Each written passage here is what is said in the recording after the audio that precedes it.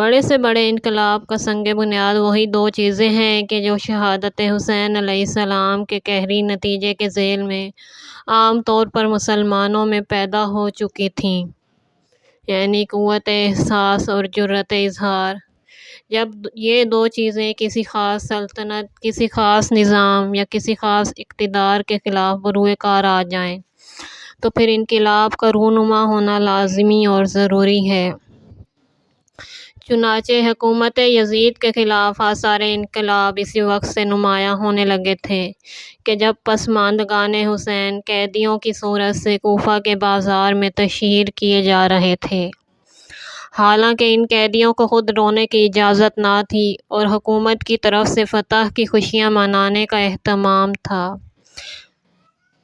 مگر بہرطور پسماندگان حسین کی حالت زار کو دیکھ کر اور زینب و ام کلثوم اور علی ابن الحسین کے زوردار خطبوں کو سن کر کوچہ و بازار میں گریہ و زاری کے شور سے ایک کوہرام برپا ہو گیا تھا۔ یہ رائے عامہ کا وہ بے ساختہ مظاہرہ تھا جسے کوئی طاقت دبا نہیں سکتی تھی۔ پھر جب پسماندگان حسین شام کی طرف روانہ کیے گئے تو یزیدیوں کے مقابلے میں راستے میں بہت سی منزلوں پر شہروں کے دروازے بند کر لیے گئے۔ بہت سے مقامات پر لوگ مسلح ہو کر نکل آئے اور اکثر جگہ جنگ کی صورت بھی پیش آئی۔ چنانچہ یہ آغاز ہی وہ تھا جو بجائے خود کسی بڑے انقلاب کی اپنے انجام میں خبر دے رہا تھا۔ مدینہ منورہ اور مکہ معظمہ یہ دونوں مسلمانوں کے خاص مرکز تھے۔ مدینہ بنی ہاشم کا شہر تھا، جن میں سے ابو طالب علیہ السلام کی اکثر اولاد امام حسین علیہ السلام کے ساتھ جا چکی تھیں، مگر اس خاندان کے دوسرے افراد تو سب ہی مدینہ میں رہ گئے تھے۔ پھر اولاد ابو طالب میں سے بھی محمد بن حنفیہ اور عبداللہ بن جعفر مدینہ ہی میں رہے تھے۔ خواتین میں سے بھی کئی رہ گئی تھیں۔ اہل مدینہ کتنے ہی بے حس سہی، مگر اتنے درد مند دلوں کے تاثرات انہیں کہاں تک متاثر نہ بناتے۔ اسی وقت جب ابن زیاد نے سر امام حسین علیہ السلام دمشق کی جانب روانہ کیا، یزید نے عبد الملک بن ابی الحدیث سلمہ کو مدینہ روانہ کیا اور کہا کہ جا کر عمرو بن سعید بن عاص حاکم مدینہ کو قتل حسین علیہ السلام کی خوشخبری پہنچاؤ۔ عبد الملک جب مدینے کے پاس پہنچا تو راستے ہی میں ایک شخص نے قریش میں سے اسے دیکھ کر پوچھا، کیوں، کیا واقعہ ہے؟ اس نے کہا کہ واقعہ امیر کے پاس پہنچ کر معلوم ہوگا۔ یہ سننا تھا کہ اس نے انا للہ و انا الیہ راجعون،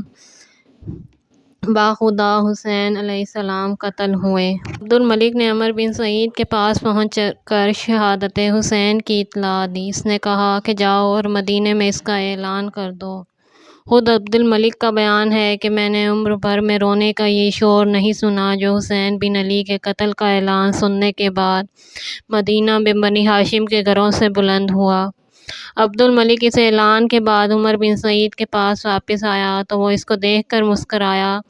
اور مثال میں عمر بن معدی کرب کا یہ شعر پڑھا اور کہا، یہ آج کا ماتم بدلہ ہے اس ماتم کا جو بنی امیہ کی عورتوں نے عثمان کے قتل پر برپا ہوا تھا۔ پھر اس نے مسجد میں جا کر تقریر کی اور لوگوں کو امام حسین علیہ السلام کی شہادت سے مطلع کیا۔ محمد حنفیہ کو جس وقت اطلاع ملی وضو کر رہے تھے، ان کی آنکھوں سے آنسو ٹپ ٹپ اسی طشت میں گرنے لگے۔ عبداللہ بن جعفر کو حضرت امام حسین علیہ السلام کے ساتھ ہی ساتھ ان کے دونوں بیٹوں کی شہادت کی اطلاع بھی دی گئی۔ انہوں نے انا للہ و انا الیہ راجعون زبان پر جاری کیا۔ ان کا غلام ابو السلاسل جو حسینی عظمت سے ناواقف تھا اور اپنے آقا زادوں کے قتل سے متاثر تھا، کہنے لگا کہ یہ روز بد ہمیں حسین کی بدولت دیکھنا پڑا۔ عبداللہ بن جعفر نے جو سنا تو غضبناک ہو کر اپنی نال سے اسے ضرب لگائی اور کہا، حرام زادے، تو حسین کے بارے میں ایسا کہتا ہے؟ باخدا اگر میں ان کے ساتھ ہوتا تو اپنی جان نثار کرتا۔ مجھے تو بس اس طرح سے صبر آ گیا کہ میرے دونوں بچے میرے بھائی کے ساتھ وفاداری کا حق ادا کر کے صبر و استقلال کے ساتھ جاں بحق تسلیم ہوئے۔ پھر حاضرین سے مخاطب ہو کر کہا، اللہ کا شکر ہے کہ اگر میں خود حسین کی نصرت نہ کر سکا تو کم از کم میرے دونوں فرزندوں نے حق نصرت ادا کیا۔ ایک طرف عقیل بن ابی طالب کی بیٹیاں، مسلم کی بہنیں ام لقمان اور ام ہانی، اسماء، رملہ اور زینب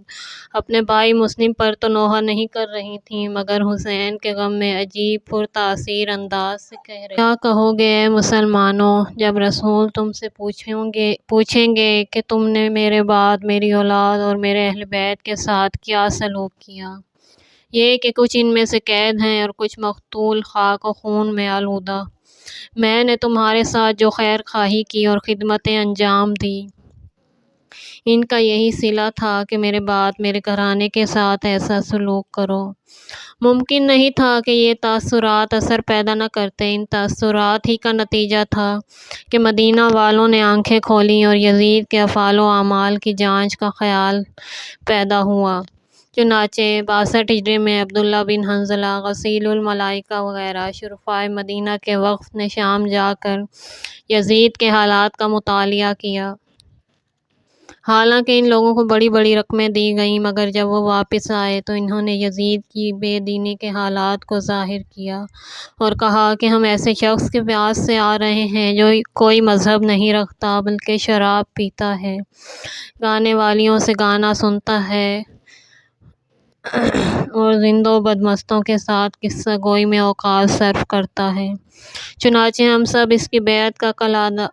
اپنی اپنی گردن سے اتار ڈالتے ہیں۔ علامہ جلال الدین سیوطی تاریخ الخلفاء میں لکھتے ہیں کہ اس وقت کے ارکان نے بیان کیا، ہم نے یزید کی مخالفت اس وقت اختیار کی ہے کہ جب ہمیں اس کا اندیشہ پیدا ہو گیا کہ ہم پر عذاب الہی کے طور پر آسمان سے پتھر برسیں گے، اس لیے کہ وہ ایسا شخص ہے جو اپنے باپ کی تصرف کردہ کنیزوں، اپنی سوتیلی ماؤں، بیٹیوں اور بہنیں تک کو اپنے یہ حلال سمجھتا ہے، شراب پیتا اور نماز کو ترک کرتا ہے۔ اگرچہ مدینہ سے جو وقت دمشق گیا تھا، اس کے ارکان کے رجحانات پر قابو رکھنے کے لیے تمام وہ تدابیر بروئے کار لائے گئے تھے جو اس کے بہت پہلے سے حکومت دمشق کے زیر تجربہ رہ کر کامیاب ثابت ہوتے رہے تھے۔ مگر شہادت حسین علیہ السلام کا یہ اثر تھا کہ اس مرتبہ وہ تمام ذرائع ناکامیاب ثابت ہوئے، بلکہ اس وقت کے ایک رکن منذر بن زبیر نے اپنی تقریر میں یہ بھی ظاہر کر دیا کہ یزید نے مجھے 1,00,000 درہم دیے ہیں مگر یہ چیز مجھے اس کے صحیح حالات آپ کے سامنے بیان کرنے سے باز نہیں رکھ سکتی۔ چنانچہ میں صاف صاف بتلاتا ہوں کہ وہ شراب پیتا ہے اور اس نشے میں ایسا سرشار ہوتا ہے کہ نماز ترک ہو جاتی ہے۔ اس کے علاوہ وہ تمام واقعات انہوں نے بھی بیان کیے جو ان کے دوسرے ساتھی بیان کر چکے تھے۔ چنانچہ 63 ہجری کے شروع ہوئی میں اہل مدینہ نے متفق ہو کر یزید کے گورنر کو، جو یزید کا ایک چچا زاد بھائی عثمان بن محمد بن ابو سفیان تھا، مدینے سے نکال دیا اور بنی امیہ کا باوجود یہ کہ وہ وہاں تقریباً 1,000 کی تعداد میں تھے، محاصرہ کر لیا۔ عمل اور رد عمل کے تحت میں یزید کی طرف سے تشدد اور مسلمانوں کی طرف سے مظاہرات نفرت کا ایک سلسلہ تھا جو جاری ہو گیا۔ قتل حسین نے جو بیداری پیدا کی، اس کے نتیجے میں مدینہ والوں میں بے چینی پیدا ہوئی اور اب مدینے والوں کی سرکوبی کے لیے مسلم بن عقبہ کی سرکردی میں جو فوج بھیجی تو غیظ و غضب کی شدت میں اسے حکم دے دیا کہ فتح پانے کے بعد مدینہ کو 3 دن کے لیے مباح سمجھ لینا،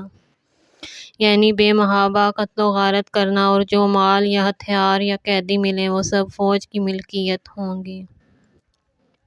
دنیوری کی روایت کے الفاظ یہ ہیں کہ اگر اہل مدینہ پر فتح پانا تو 3 دن تک برابر مدینے کو لوٹتے رہنا۔ چنانچہ 28 ذی الحجہ 63 ہجری کو مدینہ منورہ میں قتل و غارت کر کے مکمل طور پر اس حکم کی تعمیل کی گئی اور 3 دن رات مسلسل اہل شام مدینے کو لوٹتے رہے۔ ظاہر ہے کہ مدینے میں قیدی جو مل سکتے ہیں وہ یہود یا نصارہ وغیرہ نہیں ہوں گے۔ وہ صحابہ رسول صلی اللہ علیہ وآلہ وسلم اور تابعین کے گھرانوں کی عورتیں اور بچے تھے، مگر یزید کی طرف سے ان کے لیے یہ صریح حکم موجود تھا کہ وہ فوج کے سپاہیوں پر تقسیم ہو جائیں گے۔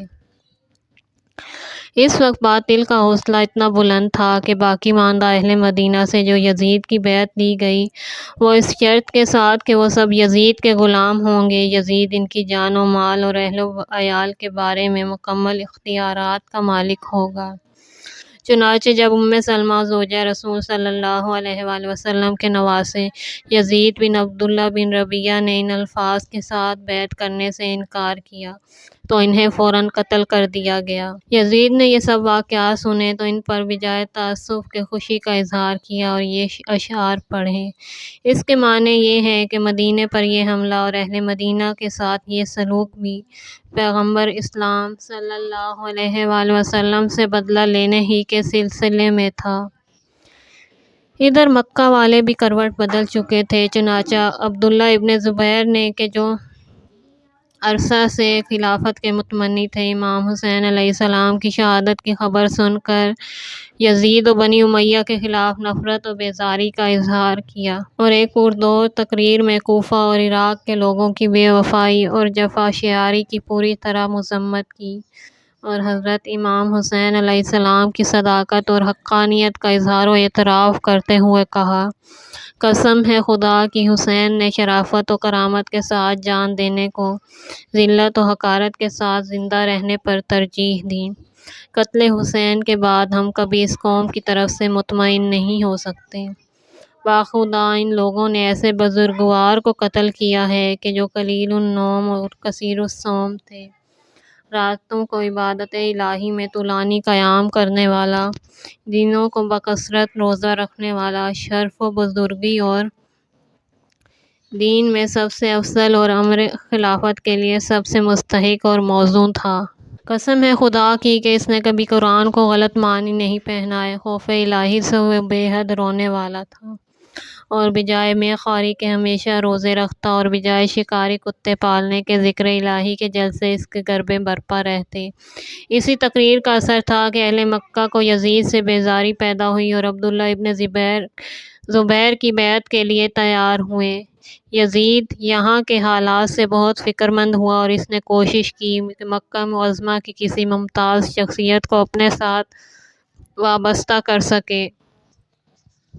مگر قتل امام حسین علیہ السلام کا وہ بڑا جرم اس کے نامہ عمل میں تھا کہ جو عبداللہ ابن زبیر کی اطاعت نہ کرنا چاہتے تھے وہ بھی یزید سے بہرحال نفرت کرتے تھے۔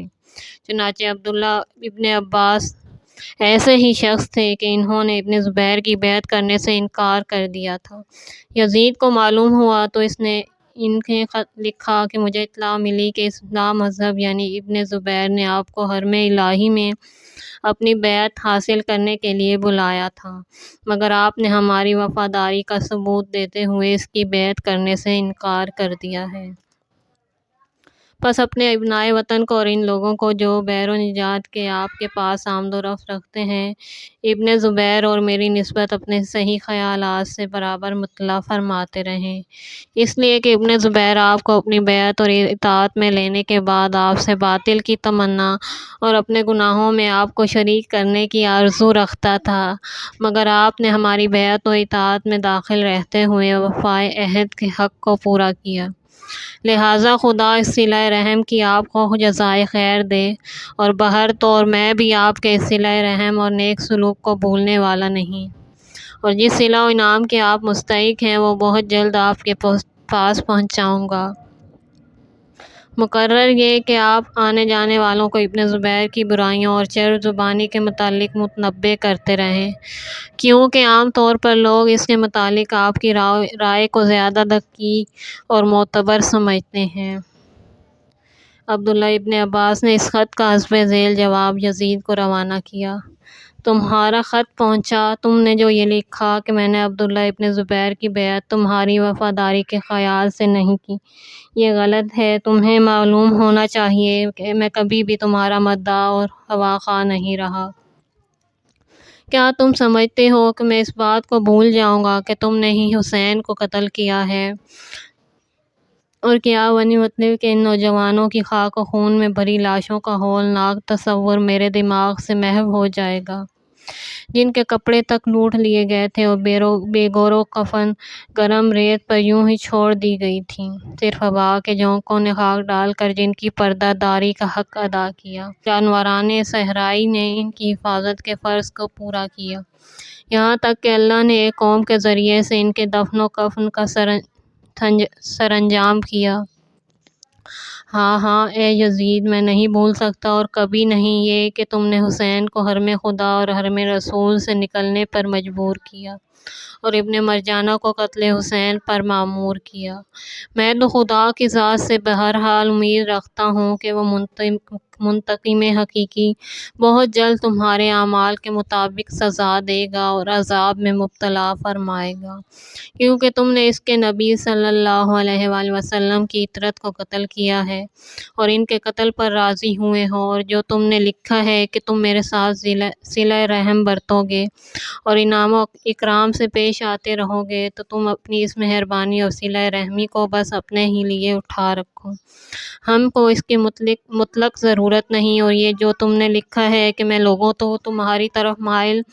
اور عبداللہ ابن زبیر سے منحرف کروں، تو اس کے متعلق میں بس یہی کہہ سکتا ہوں کہ تمہارے لیے کبھی خیر و برکت نہ ہو، اس لیے کہ تم مجھ سے اپنی نصرت اور حمایت کی امید رکھتے ہو، درحالیٰ کہ تم نے میرے ابن عم کو قتل کیا اور رسول اللہ صلی اللہ علیہ وآلہ وسلم کے اہل بیت کو ذبح کیا ہے، کہ جو رشد و ہدایت کے چراغ اور تاریک راتوں میں روشن ستارے تھے۔ افسوس کہ ان کو تمہاری فوجوں کی گھنگور گھٹا نے پوشیدہ کر دیا۔ کیوں اے یزید، کیا تم نے اپنے نمک خواروں کو اس لیے حرم الہی میں نہیں بھیجا تھا کہ حسین کو اسی حرم مقدس میں قتل کر دیں؟ اور کیا تم حسین کو برابر ڈراتے دھمکاتے نہیں رہے، یہاں تک کہ وہ سفر عراق اختیار کرنے پر مجبور ہو گئے؟ تم نے ہی یہ سب کچھ کیا اس لیے کیا کہ تمہارے دل میں مخالفت خدا اور رسول اور آل رسول کی، جن کی شان میں خدا نے آیت تطہیر نازل فرمائی، جاگزی ہے۔ اس آیت تطہیر کے مصداق آل رسول صلی اللہ علیہ وآلہ وسلم ہی تھے، نہ کہ تمہارے باپ دادا جو جفاکار، باغی اور دشمن خدا و رسول تھے۔ عمل و اعمال کے باوجود بھی کیا تم مجھ سے اپنی ہوا خواہی کی امید رکھ سکتے ہو؟ اے یزید، سب سے زیادہ عظیم جسارت تمہاری یہ تھی کہ تم نے رسول صلی اللہ علیہ وآلہ وسلم کی نواسیوں کو سربرہنہ کیا اور قیدی بنا کر عراق سے شام تک تشہیر کرایا، تاکہ لوگوں کے دلوں پر اپنے غلبہ اور تسلط اور قہاری کا یہ سکہ بٹھاؤ کہ بظاہر کس طرح ذریت رسول کو مغلوب و مقہور کرنے میں تم کامیاب ہوئے ہو، اور پھر اس پر تم نازاں ہو کہ اس طرح تم نے آل رسول صلی اللہ علیہ وآلہ وسلم سے اپنے ان فاسق و فاجر اور کافر بزرگوں کا خون کا بدلہ لیا ہے کہ جو جنگ بدر میں قتل ہوئے تھے، اور جس کا کینہ تمہارے دل میں دبی ہوئی چنگاری کی طرح چھپا ہوا تھا۔ علامہ ابن سبط ابن جوزی لکھتے ہیں کہ جب یہ خط یزید نے پڑھا تو سخت غصہ ہوا، بلکہ ابن عباس کے قتل کا ارادہ بھی اس نے کیا، مگر یہ کہ ابن زبیر کے خلاف جنگ میں مشغول ہو کر قتل ابن عباس کی تدبیر نہ کر سکا۔